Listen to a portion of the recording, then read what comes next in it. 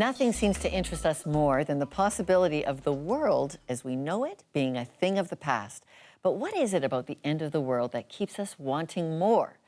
Here to help bring an end to that question is the professor from the Department of Study of Religion at the University of Toronto and the author of Parables of War, reading John's Jewish Apocalypse. Please welcome John Marshall to Context. Hi, John. Thank you.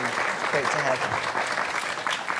Well, Mayans were one source of rumors of the end of the world, but you actually study the other source, the Bible. What have you distilled about the Bible's predictions about the end of the world?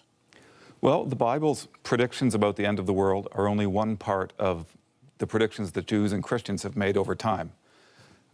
So what goes on in the book of Daniel in the Hebrew Bible, in the Revelation of John in the New Testament, is surrounded by a lot of other things that are not part of the canon. What these predictions, what these texts undertake is to transmit visionary knowledge to their audience, to their followers. These things include the end of the world. People care about the end of a community they care about. Sometimes it's the end of personal lives or the end of an individual's journey. Or it's about events in the world they live in. And the way those things end is part of what these writers in the Bible, as well as other Jews and Christians at the same time, care about.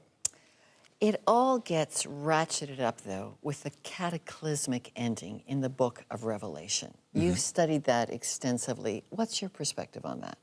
The way I read the book of Revelation is that it's a document written for its own time. It's written, I would say, in the years 69 or 70. Other scholars might say 96, but it's written for its own time. It's written, in my understanding, to address the problem of the Judean War, the war between Jews and Romans in this period of 66 to 70. And I think it's widely agreed to be written in Asia Minor, in the part of the Jewish diaspora. And I think it's written to try to understand what that diasporic population can do in the case of this war. All they can do is wait for God, really. As they're waiting for war, but then here we sit in 2012. We are still reading that book. How should we read Revelation? My answer to that is the answer of a historian. We should read it historically. We should read it to learn about what Christians and Jews, what followers of Christ believed in that period. My reading of it doesn't allow me to learn much about today by reading that book. I can learn about today by understanding the way people treat that book. But the way I read it, that book doesn't speak to today. That's a great line you use, how people treat that book, because Christians do believe that the words of God can be applied to today.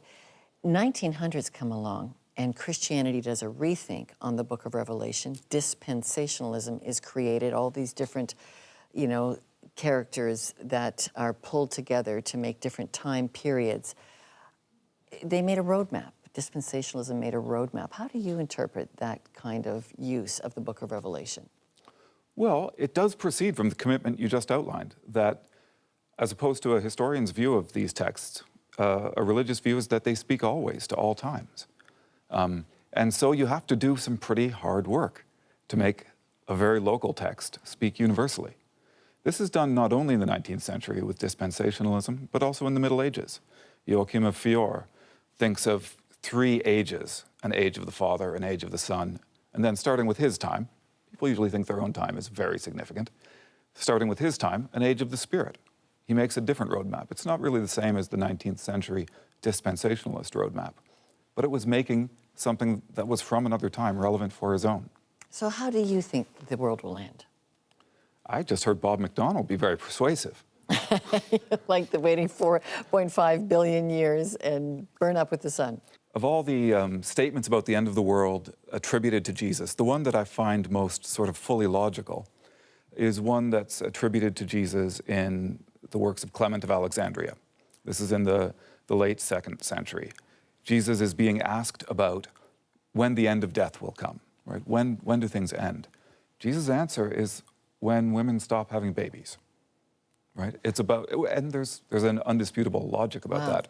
You're the first guest we've had quote the Apocrypha. That's very interesting, that there's so much Jesus says in the New Testament, but you reach for Clement's writings. In Clement, Jesus makes perfect sense on this topic. I mean, I'm not attributing prophecy to it, but when women stop having babies, the world will in some sense end. And your impression on why we are perennially fascinated with this subject? It's because we care about these communities. We care about this place. We want to know where it's going. The beginning of apocalyptic literature in Jewish and Christian, well, in Jewish society is about calendar, just like the Mayans. An apocalypse attributed to Enoch is all about the movement of the heavenly lights and how to reckon time. So the two types of reckoning about the end start with the same set of observations, the regularity of some stars and the unpredictability of other stars. Well, John Marshall from the Department of Religion at University of Toronto, fascinating opinions. Thank you very much. Thank you very much. Now it's time to find out what you think. How do you believe the world will end? Natural causes, human causes, or divine intervention? To join the conversation, send your answers by phone, email, Facebook, or Twitter, and our studio audience is taking a live vote. We'll have those results in a moment. Coming up, it changed the way many view the idea of the end of the world. New York Times best-selling author Jerry Jenkins after this. So the Mayan calendar says December 21st. Let me cross my legs like you so we can be comfortable. Says that the world will end December 21st of this year. Do you believe that's true? No, I do not believe it's true. And if you did, let's say it was true, what would you do differently? Well, certainly I will enjoy life at the extreme. If I have like a lot of savings, maybe I will take a big vacation. I see bags are packed. I don't know if that's you're trying to get off of the planet before it's too late. Tell me your take, Musa. Okay, my last question is, if you thought the world was going to end in December of this year, what would you do differently? I would say that you should live right now as if the world would end tomorrow. I don't think I'd do anything differently, actually. Probably be more vocal about spreading peace and love.